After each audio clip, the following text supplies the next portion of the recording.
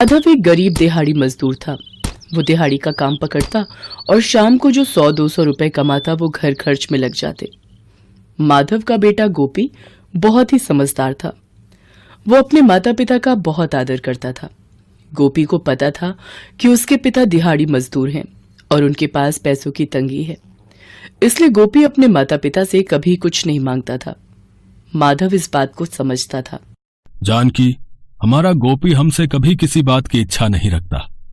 जैसा खाएं खिलाएं उसी में गुजारा कर लेता है। आप सही कह रहे हो।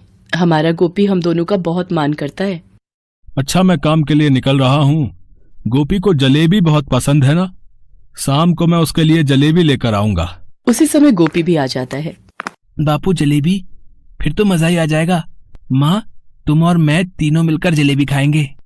मेरा बच्चा छोटी सी खुशी से भी कितना खुश हो जाता है। माधव काम पर चला जाता है। उस दिन माधव को एक दुकान की छत बनाने में ईंटें ढोने का काम मिलता है। माधव सीढ़ियों से दुकान की ऊपरी मंजिल पर ईंटें ले जा रहा था। और भी मजदूर उसके साथ काम कर रहे थे। माधव को पता नहीं चला और उसका पैर फिसल गया और सीढ़ियों से गिरता चला गया। अचानक हुई इस दुर्घटना ने माधव के पूरे परिवार को हिलाकर रख दिया। माधव की आंखों की रोशनी चली गई। माधव की यह हालत देखकर जानकी और गोपी दोनों रो पड़ते हैं। माँ, बापू की यह हालत मुझसे और नहीं देखी जाती। बापू, आपकी आंखों की रोशनी क्यों छिन गई? इतना कहते हुए गोपी रोता हुआ घर से थोड़ी दूर निकल आया। उसने देखा कुछ लोग जय बम भोले का गुणगान करते गुजर रहे थे। गोपी ने उनमें से गुजरते एक व्यक्ति से पूछा, भैया, आप सब लोग कौन हैं और भगवान भोले बाबा का नाम लेकर कहाँ जा रहे हैं?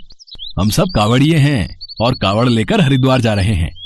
फिर वहां से कावड़ में जल भरकर लाएंगे, शिवलिंग पर चढ़ाएंगे। जय भोलेनाथ। कावड़ का क्या महत्व है भैया? कावड़ भगवान शिव को अति प्रिय है भैया। जो कोई भी भक्त सच्ची श्रद्धा से कावड़ यात्रा करता है ना, भगवान शंकर उसकी सारी इच्छाएं पूरी करके सारे दुख दूर कर देते हैं। हाँ, मैंने कावड़ के बारे में सुना है। श्रवण कुमार भी अपने माता पिता को कावड़ में ही तीर्थ यात्रा पर ले गए थे। बिल्कुल सही कहा। श्रवण कुमार एक महान पुत्र थे। जय भोलेनाथ। कहते कहते व्यक्ति आगे बढ़ गया, पर गोपी के मन में एक उत्सुकता जागी थी। मैं अगर बापू को कावड़ में बिठाकर कावड़ यात्रा करूं तो भगवान शंकर उनकी आंखों की रोशनी वापस कर देंगे। हाँ, मैं बापू को हरिद्वार ले जाऊंगा। गोपी आराम से पूरे रास्ते मस्ती में मगन जय बम भोले का जाप करता हुआ अपने पिता और उन बूढ़े व्यक्ति से बातें करता हुआ चलता रहा। हरिद्वार पहुंचकर उस बूढ़े व्यक्ति ने माधव से कहा, ये भोलेनाथ के नाम का फूल है, ये लो, स्नान करके इसे अपनी आंखों से लगा लेना। गोपी, तुम सचमुच बहुत अच्छे बालक हो। हर बच्चे को तुमसे प्रेरणा लेनी चाहिए और माता पिता का आदर करना चाहिए। देखना, तुम सदैव जीवन में सफलता पाओगे। अच्छा, अब मैं चलता हूँ। थोड़ी देर गंगा के तट पर विश्राम करूंगा।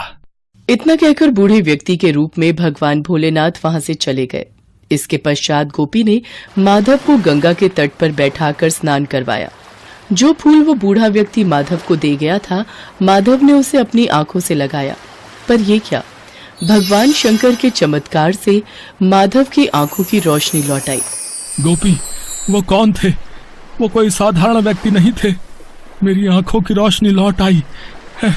मैंने इस फूल को आंखों से लगाया और मैं देख सकता हूँ ये फूल मुझे उन सज्जन व्यक्ति ने दिया था। बापू, आप देख सकते हो, वो बूढ़े बाबा सचमुच भगवान शंकर थे। वो मेरी कावड़ पर बैठे थे। हे भोलेनाथ, ये आपने कैसी लीला रची? बापू, जैसे ही वो मेरी कावड़ में बैठे, कावड़ का भार कम हो गया। आपने मेरे बापू की आंखों की रोशनी लौटा दी भोलेनाथ। बापू, मुझे उन कावड़ियों ने सही कहा था, कावड़ यात्रा का फल अवश्य मिलता है और साक्षात भगवान भोलेनाथ इस यात्रा को पूरा करने में हमारी सहायता करते हैं। माधव और गोपी की खुशी का ठिकाना नहीं रहता। हर की पौड़ी पर खड़े भक्त जब इस चमत्कार के बारे में सुनते हैं तो सब गोपी की बहुत प्रशंसा करते हैं।